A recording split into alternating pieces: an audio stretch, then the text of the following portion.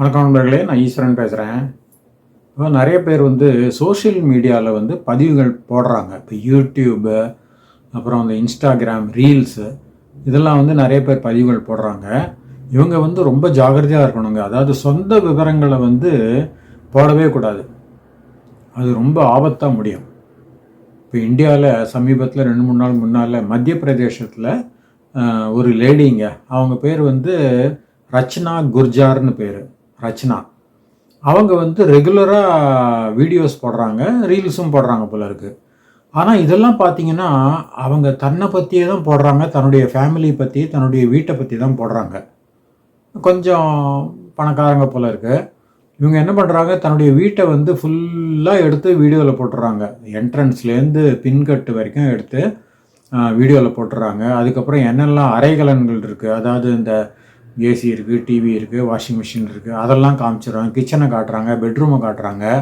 முக்கியமாக அவங்க என்ன பண்ணியிருக்காங்கன்னா, அந்த நகையெல்லாம் வச்சுருக்காங்க. ரொம்ப காஸ்ட்லியான நகை, கோல்டு, சில்வர், அந்த மாதிரி காஸ்ட்லி ஜுவல்லரி அதெல்லாம் வச்சுருக்காங்க. கேஷ் வச்சுருக்காங்க. இதெல்லாம் ஏதோ ஒரு ட்ரங்க் பெட்டியில் வச்சுருக்காங்க போல இருக்குது. ஏதோ ஒரு ஸ்டோர் ரூமில் வச்சுருக்காங்க. அதையும் காட்டுறாங்க. அவங்க காமிச்சிட்டு இதெல்லாம் தான் நகைகள் அப்படின்னு சொல்லிட்டு அதை வேற எக்ஸ்பிளைன் பண்ணுறாங்க. அதாவது இந்த சில நகைகள் அவங்களுக்கு கல்யாணத்துக்கு போட்டாங்களாம். அதாவது அவங்க ஹிந்தியில் பேசியிருக்காங்க. அந்த வீடியோ போடுறேன், நமக்கு ரொம்ப ஹிந்தி புரியாது, இருந்தாலும் கொஞ்சம் கொஞ்சம் தெரியும். ஷாதி அப்படிங்கிறாங்க. ஸோ அவங்க கல்யாண டயத்தில் போட்ட கொலுசோ ஏதோ போல இருக்குது, அதை பற்றி தான் அவங்க மென்ஷன் பண்ணுறாங்க. அதுக்கப்புறம் கையில் ஏதோ அந்த மோதிரம் மாதிரி போட்டிருக்காங்க, அதையும் மென்ஷன் பண்ணுறாங்க. அதுக்கப்புறம் இதை பற்றி கமெண்ட்ஸில் கூறுங்க அப்படின்னு ஹிந்தியில் சொல்கிறாங்க. கமெண்ட்ஸுமே பத்தாய் தீஜியே ஏதோ சொல்கிறாங்க. அதாவது உங்களுடைய கருத்துக்களை பதிவு பண்ணுங்க அப்படிங்கிற மாதிரி அவங்க கேட்டிருக்காங்க. இதெல்லாம் ஒரு பப்ளிக் கிட்ட ஒரு சொல்லக்கூடிய விஷயங்கள் இல்லைங்க. முதல்ல அந்த வீடியோவை பார்ப்போம் நம்ம.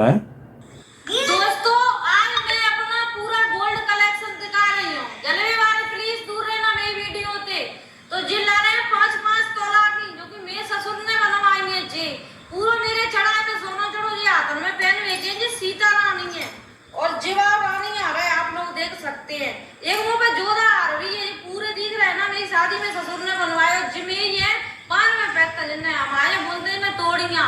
आप लोग क्या बोलते हैं कमेंट में जरूर बताइए। पूरा जो मेरा गोल्ड कलेक्शन है और चांदी की कद्दो नहीं है, कमरबंद बोलते हैं कचू कचू। तो आप लोगों ने कैसा डिजाइन लग रहा हो कमेंट में जरूर बताइए। और तो बहुत सारी चीज और है मुंह पे।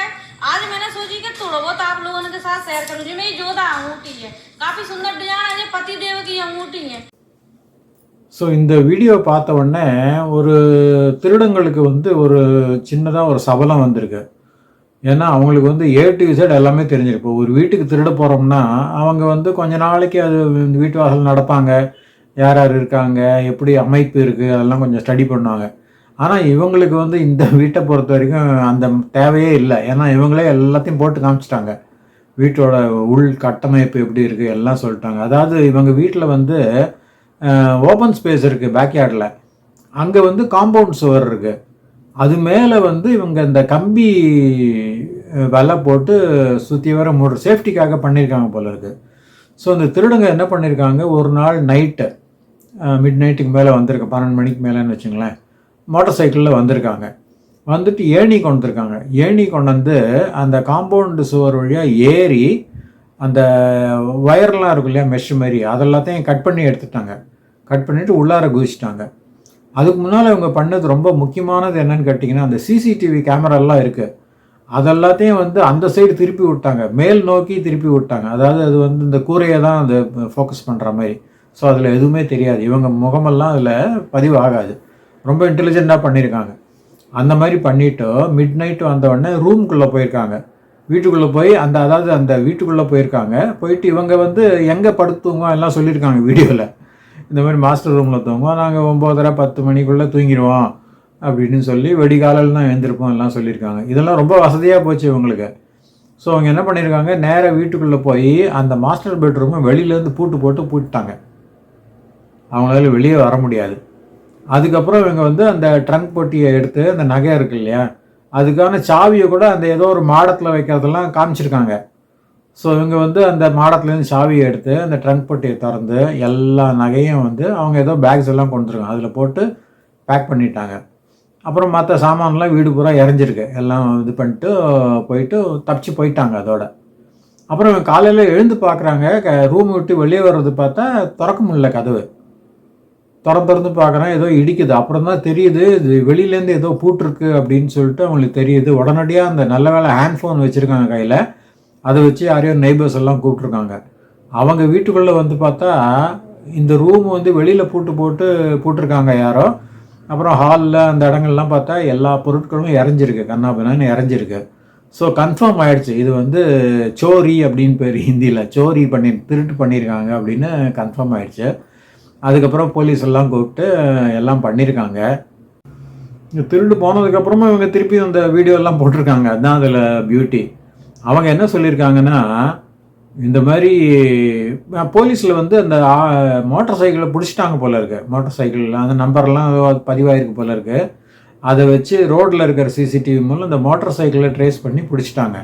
ஸோ இவங்க என்ன டிமாண்ட் பண்ணுறாங்கன்னா, நீங்கள் அந்த மோட்டார் பைக் ஓனரை பிடிக்கணும், அதுதான் எங்களுக்கு வேணும். ஏன்னா சிசிடிவி கேமரா 2 ஆள் வந்தது பதிவாயிருக்கு. அஃப்கோர்ஸ் அது கூட ரொம்ப கிளியராக இல்லை போல இருக்குது, முகமெல்லாம் ஏதோ ஒரு இதுவாக கிரெயினியாக பதிவாயிருக்கு. இருந்தாலும் அவங்க மோட்டார் சைக்கிள் நம்பரை எப்படியோ ஜூம் பண்ணி அவங்க கைப்பற்றிட்டாங்க. ஸோ இவங்க டிமாண்ட் பண்ணுறாங்க, நீங்கள் வந்து போலீஸ் வந்து அந்த ஓனரை நீங்கள் பிடிக்கணும், மோட்டார் சைக்கிள் ஓனரை நீங்கள் பிடிக்கணும். இதெல்லாம் வந்து போலீஸில் தான் விடணும். ஏன்னா அவங்க எப்படி ஹேண்டில் பண்ணுவாங்க, அவங்களுக்கு தான் ப்ரொஃபஷனலாக அவங்க வந்து they will do the investigation. Definitely they will catch hold of the owner and also the person who drove the motorcycle. அதெல்லாம் வந்து இவங்க எதுக்காக இவங்க தலையிடுறாங்கன்னு தெரியல. இது வந்து இவங்களுக்கு கொஞ்சம் அவமானம் ஆயிடுது. இந்த மாதிரி திருட்டு போயிடுச்சு நம்ம வீட்டில், அதுவும் நம்ம டிவி நம்ம வந்து வீடியோ போட்டு அதை பார்த்து தான் எடுத்திருக்காங்க அப்படின்னு. ஆனால் அதை ஒத்துக்கிறதுக்கு இவங்களுக்கு மனசு வரல. இவங்களுடைய கணவர் என்ன சொல்கிறாருன்னா, இந்த மாதிரி நிறைய பேர் சொல்கிறாங்க, நாங்கள் வந்து வீடியோ போட்டோம், அதில் வந்து எல்லாத்தையும் காமிச்சோம் வீட்டில் இருக்கிறதெல்லாம், அதனால் வந்து திருடனுக்கு ஈஸியாக போயிடுச்சு, அவன் உள்ளார வந்து திருடிட்டு போயிட்டான் அப்படின்னு. ஆனால் இவங்க என்ன சொல்கிறாங்கனாக்க, ஆனால் இப்போ நிறைய பேர் வீட்டில் திருடு போகிறதே, அவங்களாம் வீடியோவே போடுறது இல்லையே, இது எப்படி சாத்தியமாகும் அப்படி. இதெல்லாம் நமக்கு ஒரு மாதிரி ஒரு நகைச்சுவையாக தான் இருக்குது. அதாவது உங்களுக்கு வந்து போனது, நீங்கள் வீடியோ போட்டிங்க, விலா வாரியாக காமிச்சிருக்கீங்க, எங்கே ட்ரங்க் பொட்டி இருக்குது, எங்கே சாவி இருக்குது, எந்த ரூமில் இருக்குது, எல்லாம் காமிச்சிருக்கீங்க. அதனால வந்தவனுக்கு ரொம்ப ஈஸியாக போயிடுச்சு வேலை. இது அது மாதிரி நிறைய பேர் வீட்டில் திருடு போகிறது, இப்போ அவங்களுக்கெல்லாம் வந்து அவங்க வீடியோ போடுறது இல்லையே, இதெல்லாம் கேட்குறது வந்து ஒரு பொருளற்ற ஒரு வாதமாக தான் இருக்குது. ஏதோ அவங்களுக்கு வந்து ஒரு அவமானம் இருக்குது, அந்த அவமானத்தை வந்து அவங்க ஓவர் கம் பண்ணுறதுக்காக தான் இந்த மாதிரி சொல்கிறாங்கன்னு நினைக்கிறேன். ஸோ எதுவாக இருந்தாலும் நம்ம வீடியோ போடும்போது எந்த விதமான பர்சனல் இன்ஃபர்மேஷனையும் ரிவீல் பண்ணக்கூடாது. ஏன்னா இது வந்து பப்ளிக் பிளாட்ஃபார்ம், அவங்களுக்கு எவ்வளோ சப்ஸ்கிரைபர்ஸ் இருக்காங்கன்னு தெரில, லட்சக்கணக்கில் இருந்தால் கூட அத்தனை பேரும் பார்க்க போகிறாங்க. ஸோ அதில் எல்லாம் நல்லவனாக இருப்பான்னு நம்ம எதிர்பார்க்க முடியாது, எவனாவது குரூக்ஸும் இருக்கலாம் அதில். ஸோ அவங்களுக்கு வந்து எடுத்து வச்ச மாதிரி ஆகிப்போச்சு எல்லாமே. இங்கே தான்ப்பா இருக்குது நகை, எங்கள் வீடு இதுதான், இந்த மாதிரி காம்பவுண்டெல்லாம் காமிச்சிருக்காங்க, அந்த முள்வேலி இருக்கிறதெல்லாம் காமிச்சிருக்காங்க. ஸோ அவன் ப்ரிப்பேர்டாக வந்திருக்கான், ஏணி கொண்டு வந்திருக்கான், ஏணி போட்டு அதை ஏறி உள்ளார குதிச்சு அந்த இதெல்லாம் முள்வேலியெல்லாம் கட் பண்ணி எடுத்துகிட்டு எல்லாம் பண்ணி, சிசிடிவி கேமரா எங்கே இருக்குது அதுவும் சொல்லியிருக்காங்க அவங்க. ஸோ இவனுக்கு ரொம்ப வசதியாக போச்சு, அதை வந்து அதில் விழாமல் இருக்கிறதுக்காக அதை திருப்பி விட்டான், மேல் சைடு திருப்பி விட்டான். ஸோ இந்த மாதிரி வீடியோ போடுறவங்க வந்து ரொம்ப ஜாக்கிரதையாக இருக்கணுங்க, எதுவுமே பர்சனல் இன்ஃபர்மேஷன் கொடுக்கவே கூடாது. இப்போல்லாம் பார்த்தீங்கன்னா நிறையா ஃப்ராடு நடக்குது இந்த மாதிரி வீடியோ போடுறதுல.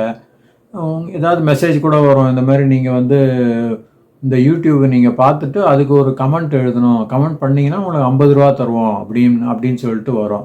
இதெல்லாம் நம்பவே கூடாது. ஏன்னா there is no easy money on earth. Review எழுதணும்பா, ரிவ்யூ எழுதினீங்கன்னா உங்களுக்கு 250 ரூபா தரேன் அப்படிமா. ஏதாவது ஒரு வெப்சைட்டில் போய் அந்த ப்ராடக்ட்ஸ் பற்றி ரிவ்யூ, அதாவது இந்த மாதிரி அவ்வளோ ஈஸியாக கிடைக்கணும்னா யாரோ முன்பின் தெரியாத ஆள் நம்மளை கூப்பிட்டு அந்த ஆப்பர்ச்சுனிட்டி நமக்கு கொடுக்க போகிறல, அவனோட சொந்தக்காரன் மாமன் மச்சான் அவனுக்கு தான் கொடுக்க போகிறான். ஸோ அதனால் இதுலேருந்து தெரியுது இதெல்லாம் வந்து ஒரு ஃப்ராடுன்னு. அதனால் இதெல்லாம் யாருமே நம்பக்கூடாது. ஸோ இவங்களுடைய லாஸ் வேல்யூ வந்து கிட்டத்தட்ட 8.5 லட்சத்துலேருந்து 10 லட்சம் வரைக்கும் அப்படின்னு சொல்லிட்டு எஸ்டிமேட் பண்ணியிருக்காங்க இந்த நகைகளோட வேல்யூ எல்லாம். ஸோ இது வந்து இவங்க ஏர்ன் பண்ணியிருப்பாங்க யூடியூப்லேயும் இதுலேயும், பட் இந்த அளவுக்கு ஏர்ன் பண்ணியிருப்பாங்களான்னு தெரியல நமக்கு. Probably May R may not be. இருந்தாலும் இந்த மாதிரி ஒரு அனாமத்தாக லூஸ் பண்ணுறதுக்கு இது ஒரு பெரிய தொகை தான். கிட்டத்தட்ட 10 லட்சங்கிறது வந்து ஒரு பெரிய தொகை தான்.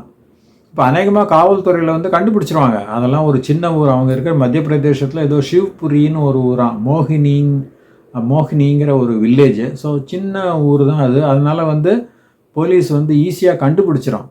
இந்த மோட்டார் சைக்கிளில் வச்சு அந்த நபர்களுடைய அந்த ஸ்கெட்சை வச்சு அவங்க வந்து எப்படியாவது பிடிச்சிருவாங்க. That is not a issue. Only thing is அந்த பணத்தை ரெக்கவர் பண்ண முடியுமான்னு. ஏன்னா அவங்க வந்து கை மாற்றி விட்டுருப்பாங்க. அவங்களுடைய ஆளுங்களுக்கு கை மாற்றி விட்டுருப்பாங்க. ஃபுல்லாக ரெக்கவர் பண்ணாட்டா கூட ஒரு 1 லட்சம் 2 லட்சம் அந்த மாதிரி ரெக்கவர் பண்ணால் வர்ற வரைக்கும் லாபம் இந்த தம்பதியருக்கு. அதுதான் நம்ம சொல்கிறோம். அதனால் இனிமையாவது எல்லாருமே ஜாகிரதையாக இருக்கிறது எல்லாருக்குமே நல்லது. ஸோ மீண்டும் இன்னொரு வீடியோவில் சந்திக்கலாம். நன்றி, வணக்கம்.